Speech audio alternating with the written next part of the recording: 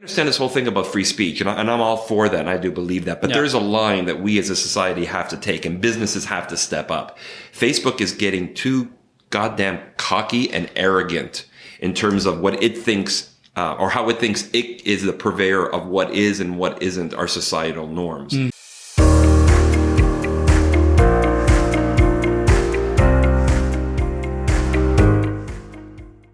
All right. Welcome back, everybody, to another episode of Marketing on Tap. So today we are talking about Facebook again. I know, Facebook, grumble. Everybody's favorite topic to hate to talk about. We've been recommending over the last little while to stay away from Facebook, but this may change the game for marketers. We may not have a choice. So there's a couple of things going on right now.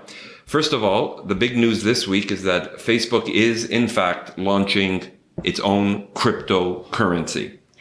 And this could potentially be a game changer for it. And it's gonna really hit at Amazon, if nobody else, just from what I'm reading and understanding. So I want to talk a little bit about that.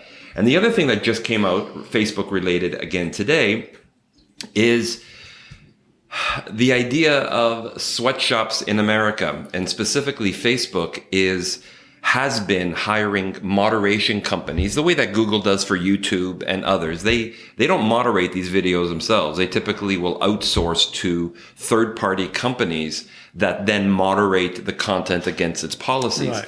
But on the Verge website today, there was an incredible story that was just broken about 3 people who broke their confidentiality agreement with one of these subcontractors. And some of the stories that they're telling about not only the lack of moderation that's being done, or the inefficiency of it, but the incredibly horrible working conditions that they have to go in, and the mental health that is being, their mental health that's being messed up, is really going to, I believe, send shockwaves around the community. For people that are already crapping on Facebook, this is going to be yet another thing that we're all going to have to deal with. So that's today's topic, but we are drinking like we typically do in these things. Luckily today is not a morning session, so we're not drinking in the morning. We've also got a lot of new digs today. We're trying out various rooms to get the best, experience for you guys, and hopefully an easier experience for us. As technophiles. My tushy appreciates a more comfortable couch. I know, right? It's nice to sit on. So we'll see. Yeah, so this is Paddle on Session Ale from Lake of Bays Brewing up in somewhere in Ontario. Yeah. I think they're in Huntsville, actually. How much have you been drinking already? Yeah, I know, right? I think these guys are in Huntsville. Yeah. All right, guys. Anyway, cheers, everyone. Guys. Cheers, Danny. Cheers. All right. Ooh, very IPA-ish. The pale? No, not a good one. Yeah. Again, it won't stop me from drinking it. No, don't drink this one. Okay. Sorry, guys. I got nothing against your brewery, but I really don't like this beer. So why don't you give us the breakdown? Yeah, so basically Casey Newton, who's a journalist for The Verge. Casey Newton's done an expose on Facebook contractors. In this case, I think it's Cognizant, who he's exposing. And they do the moderation of Facebook. Cognizant in Florida. Right, yeah. They're a contractor that does the moderation for Facebook's worst uploads. So hate speech, violent crime, child molestation, all that stuff, all that horrible stuff. They do the moderating for it.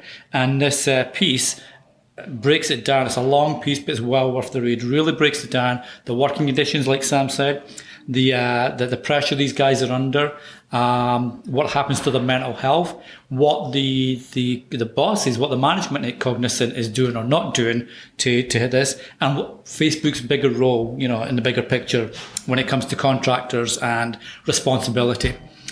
One of the things that really caught my attention, as you can see, for those of you watching the video, I guess I'm wearing my Yellow is for Hello shirt today because I was doing some work at a school, some mental health conversations that I was having with faculty and students as part of the not-for-profit that Danny and I and Robert run. And so mental health, again, for people who don't know me, is very near and dear to our hearts. Again, if you go to YouTube, this is not a Facebook thing. YouTube has moderators that can only last on the job for so long. First responders are having mental health concerns because of everything they have to see.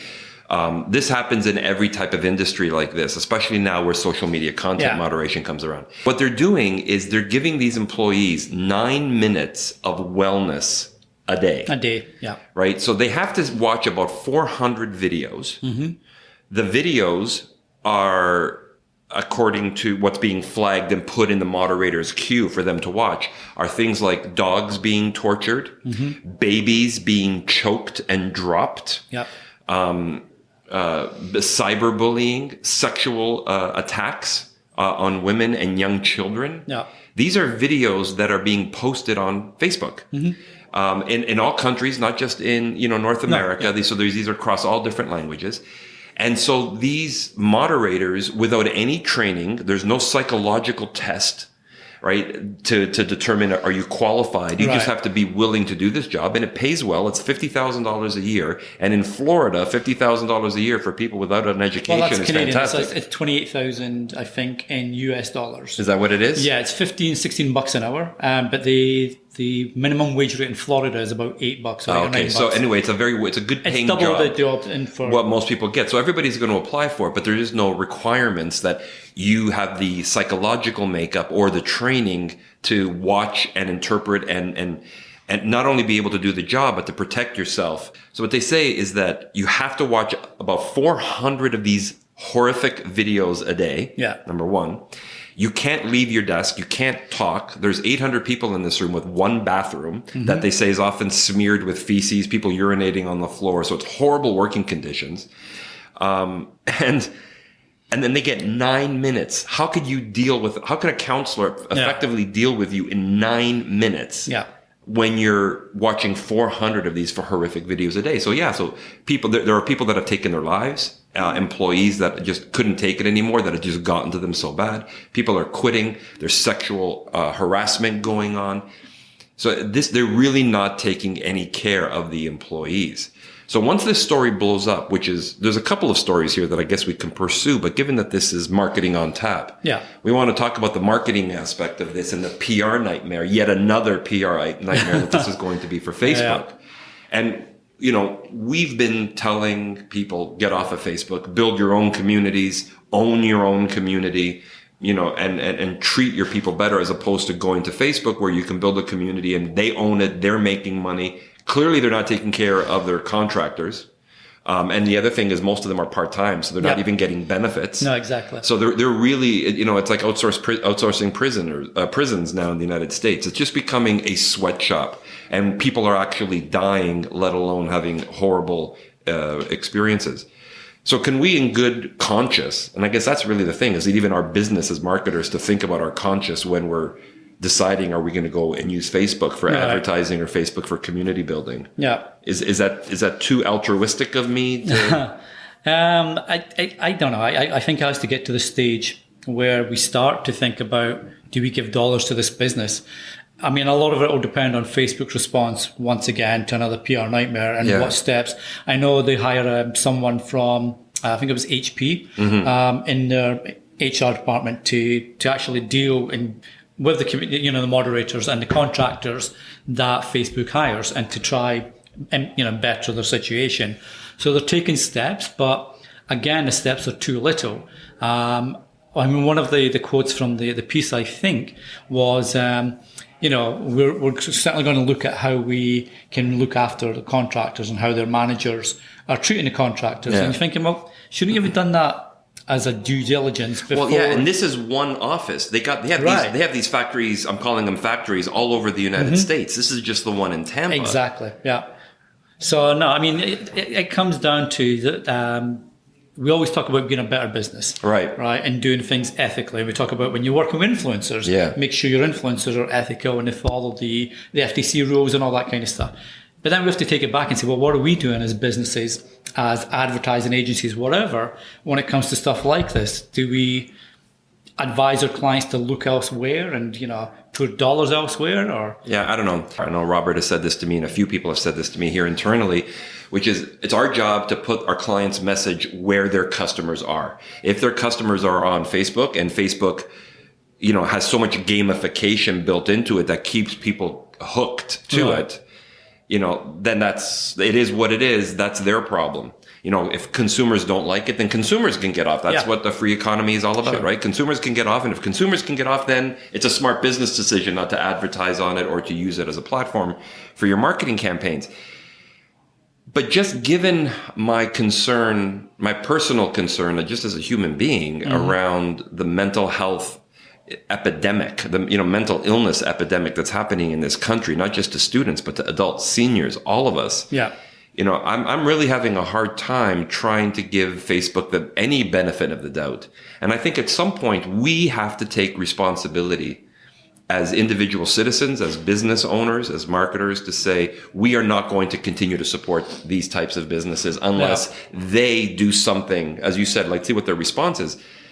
But let's be honest, do you have any faith in them? Like of all the companies that are not trustworthy, I think Facebook ranks right up there. If not number one, they're certainly in the top three of companies that I absolutely don't trust. I understand this whole thing about free speech, and I'm all for that, and I do believe that. But there's a line that we as a society have to take, and businesses have to step up. Facebook is getting too goddamn cocky and arrogant in terms of what it thinks or how it thinks it is the purveyor of what is and what isn't our societal norms. Babies being tortured is not something that is acceptable, free speech or not. Yeah. And they're hiding behind these rules just because they don't want to enforce this. And that what really bothers me about this is that Facebook knows that those types of videos are going to drive more people to the platform. Yeah. This is why the doctored videos of Nancy Pelosi when she was drunk, supposedly drunk and they slurred her speech, they wouldn't take them down. I mean, if it's fake, it's fake. Take it down. Yeah. Right? That should just be a policy. That is.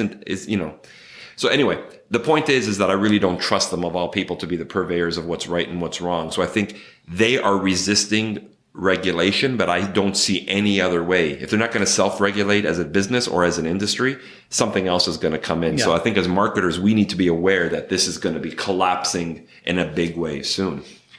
But making the transition, maybe it's not. Worst transition ever. I know. Maybe it's not, because with cryptocurrency. So here's the thing. They're launching a new cryptocurrency that's actually not just them. They've partnered with MasterCard, Visa, PayPal. It's a Geneva-based company called Libra, or a not-for-profit called Libra, and the cryptocurrency is called Libra.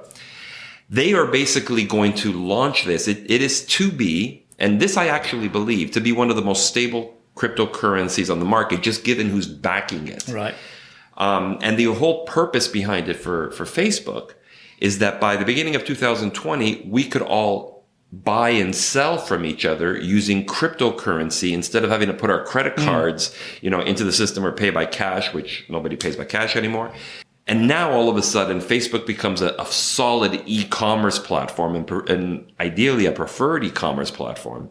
Think about the run that's going to give e-commerce sites. Oh, yeah. You know what I mean? And especially a place like Amazon. Yep. No, exactly. All right. So maybe my calls for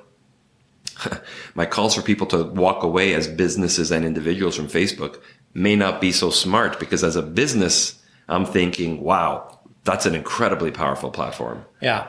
Well, I'm wondering, because I know Facebook's been talking about going to encrypted messaging, right? Yeah. Peer-to-peer, one-to-one messaging, or end-to-end encryption anyway. And I almost wonder if that's going to be their out from this particular example that we just spoke about, because now it's all private messaging. That's where the cryptocurrency comes in and the payments, etc. Yeah. So you don't see any public feeds, and the only people you allow into your message box are people you know and trust. So now you can't accidentally see a horrible video that's been posted and not been picked up by the moderators. Maybe this is a way out without Facebook having to do anything from a PR point of view. They'll come up with a normal crap that, we're doing X, Y, Z to fix it. In the meantime, they're pushing ahead, like you say, with this new edition that again will change the game. So maybe that's a way out. Well, I definitely think that dark social is going to be a growing topic and growing popularity. I think more because of all of this, because of the direct ties between negative mental health and time spent on social media, because of the fake news, because of all of these problems, all the bad PR, if nothing else. Yeah. social media is going to lose, at least these platforms, the way that they're running right now, will lose people. So if they don't move to dark social, where people feel that they're protected, they can avoid the negativity, they can avoid the trolling, they can avoid the fake news. That is going to be a bigger story for us to follow, and maybe the future for Facebook. So yeah, it's a good point. I guess what it all boils down to is, love them or hate them, they're not going away. There is a direct correlation between the amount of time people spend on social media and the negativity that they experience in their daily life. The number of people attempting suicide is on the rise, and among teenagers, which is what I'm focused on, but it's across all cohorts, not just teenagers. And so I think we as businesses forget what we as marketers and where we spend our money. We as businesses need to determine we will or won't spend our money in these platforms. We need to take a step up. Otherwise, these large organizations have gotten so big, right? And there's a lot of talking in political circles right now about how big Facebook and Google and Amazon have gotten, that maybe there's like maybe some regulation coming down the line that's going to break them up in some capacity, or potentially have some oversight on them. Something needs to happen, but I think if it doesn't happen from us as individual users stepping away from these platforms, or businesses stop supporting these platforms, this is going to keep going, and unfortunately, it's been to the detriment. So that's a bit of a personal statement. I'm sorry, that isn't necessarily what this podcast is about, but I think this is something that affects us seriously, and I think we need to step up and start doing something about it. I agree. Yep. All right, guys. So thank you very much for listening in to a special edition of Marketing on Tap. Do not buy this beer. I don't know can you see what's the sediment at the bottom of this? Yeah. I don't know what this is, but that's disgusting. Yeah. Sorry, I've never said don't drink a beer, but whatever this paddle on session, do not drink this beer. Guys, thank you very much. Please follow us. Yeah, if you're watching on YouTube, make sure you hit the little notification bell up here to get notified of the new video, and subscribe to, hopefully subscribe and watch new videos. If you're on listening to the podcast, you can listen on your favorite podcast app, or go to our podcast channel, which is digitalmarketingpodcast.com, and you can find all the different ways there to listen. Yeah, that's awesome. And thank you for all the people who are downloading our podcast. We're one of the number one searched and listened to podcasts on Spotify, I think was one of the last ones that we saw under marketing. So we really appreciate everybody who's listening and all the feedback that you guys are giving us. Until next time, everybody, cheers. Cheers, guys.